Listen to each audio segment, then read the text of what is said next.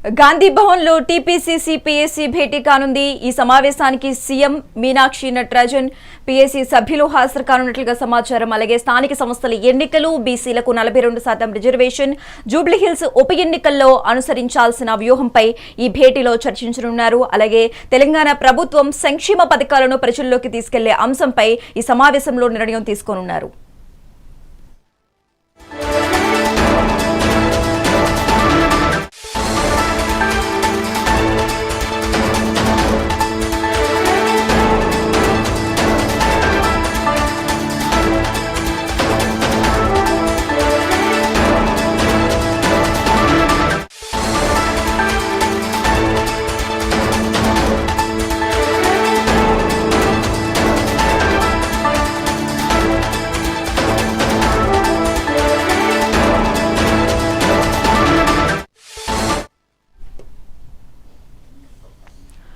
గాంధీ భవన్ లో టీపీసీసీ భేటీ కానుంది. సమావేశానికి సీఎం మీనాక్షి నటరాజన్ పీఏసీ సభ్యులు హాజరు కానున్నారు.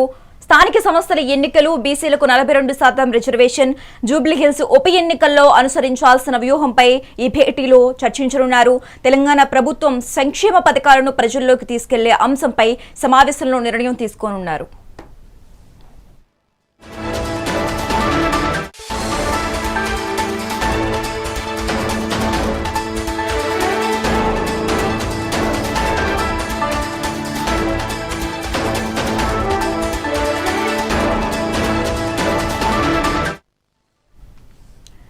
గాంధీ భవన్ లో టీపీసీసీ భేటీ కానున్నట్లుగా తెలుస్తోంది. ఈ సమావేశానికి సీఎం మీనాక్షి నటరాజన్ పీఏసీ సభ్యులు హాజరు కానున్నారు. ఇక ఈ సమావేశానికి సంబంధించి మోర్ అప్డేట్స్ మా ప్రతినిధి శ్రీనివాస్ లైవ్ ద్వారా అందిస్తారు. శ్రీనివాస్,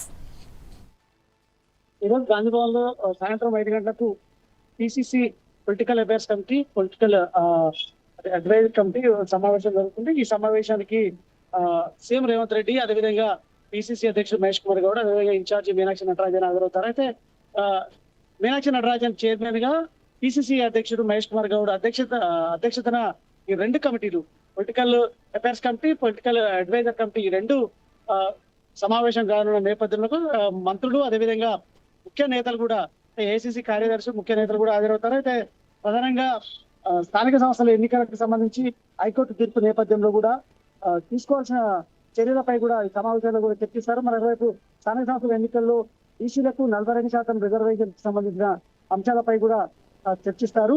మరోవైపు జూబ్లీహిల్స్ అసెంబ్లీ ఉప ఎన్నికలకు సంబంధించి కూడా, అంటే ఏ విధంగా ముందుకెళ్లాలి, ఉప ఎన్నికల్లో ఖచ్చితంగా గెలవాలని కూడా భావిస్తున్న నేపథ్యంలో కూడా ఏ విధంగా ముందుకెళ్లాలని కూడా భావిస్తుంది. అయితే ఇప్పటికే కూడా ఒక సర్వే కూడా జూబ్లీహిల్స్ ఉప ఎన్నికపై కూడా గెలుపు గుర్రాల కోసం కూడా ఒక సర్వే కూడా నిర్వహిస్తుంది.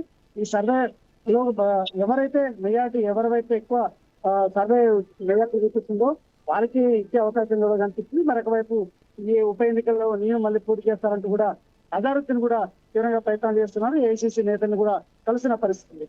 మరోవైపు ఏఐసిసి పిలుపు మేరకు ఓటు చోరీ, గద్దె చోడు ఉద్యమాన్ని కూడా రాష్ట్ర వ్యాప్తంగా విస్తృతంగా చేపట్టే అంశాలపై కూడా చర్చ జరుగుతుందని చెప్పొచ్చు. ఇప్పటికే బీజేపీ, కేంద్రంలోనే బీజేపీ ప్రభుత్వం ఓటు చోరీ చేసింది అనే నేపథ్యంలో కూడా మొత్తం దేశవ్యాప్తంగా ఓటు చోరీ, గద్దె చోడు అనే నినాదంతో కూడా కాంగ్రెస్, అదేవిధంగా ఇండియా కూటమి పెద్ద ఎత్తున ఆందోళన చేపడుతున్న నేపథ్యంలో కూడా దీనికి సంబంధించి ఇప్పటికే రాహుల్ గాంధీ కూడా బీహార్ లో 1100 కిలోమీటర్ల పాదయాత్ర కూడా ఈ నినాదంతో కూడా చేపట్టిన నేపథ్యంలో కూడా మద్దతుగా కూడా తెలంగాణలో విస్తృతంగా కార్యక్రమాలు చేపట్టాలని కూడా భావిస్తుంది. ఈ క్రమంలో కూడా దానిపై కూడా చర్చ జరుగుతుంది. మరోవైపు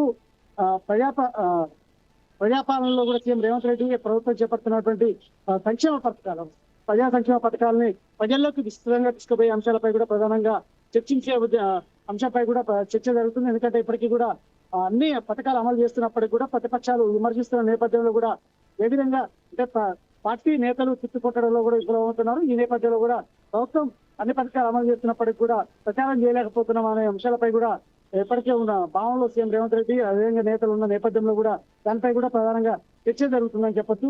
ఇంకొక వైపు రాష్ట్రంలో సంస్థాగత నిర్మాణం, గ్రామ, మండల, జిల్లా కమిటీల నిర్మాణం, పెండింగ్ లో ఉన్న పోస్టులకు సంబంధించిన అంశాలపై కూడా ప్రధానంగా ఈ సమావేశాల్లో చర్చ జరుగుతుంది. ఎందుకంటే ఇప్పటికే పెండింగ్ పోస్ట్, ఇప్పటికీ పార్టీకి సంబంధించిన పదవులు పెండింగ్ లో ఉన్నాయి. కార్పొరేషన్ కావచ్చు, డైరెక్టర్లు కావచ్చు, అదేవిధంగా ఇతర డిసిసిలు కావచ్చు, ఇతర పోస్టులు కూడా పెండింగ్ లో ఉన్న నేపథ్యంలో కూడా వాటిపై కూడా నిర్ణయం తీసుకోవడం కూడా చేస్తుంది. మరోవైపు ఇప్పటికే యూరియా కొరత నేపథ్యంలో కూడా రైతులు తీవ్ర ఇబ్బందులు పడుతున్నారు. ఇప్పటికే రోడ్లపైకి వచ్చి ఏదైతే క్యూలో నిలబడుతున్న పరిస్థితి, ఆందోళన చేపడుతున్న పరిస్థితి యూరియా దొరకక.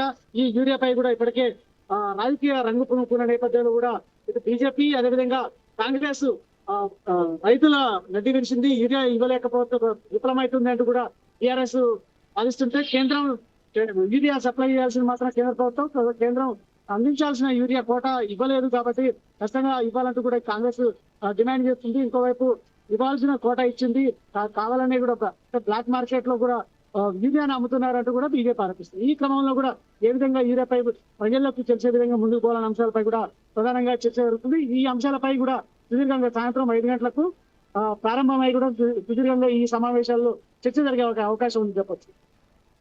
ఈ భేటీకి మంత్రులు ఎవరెవరో హాజరయ్యే అవకాశం ఉంది, అలాగే ఈ భేటీలో ప్రధానంగా ఏ అంశాలను చర్చించే అవకాశం ఉంది అంటారు? చెప్పిన 7 అంశాలపై కూడా ప్రధానంగా చర్చిస్తారు.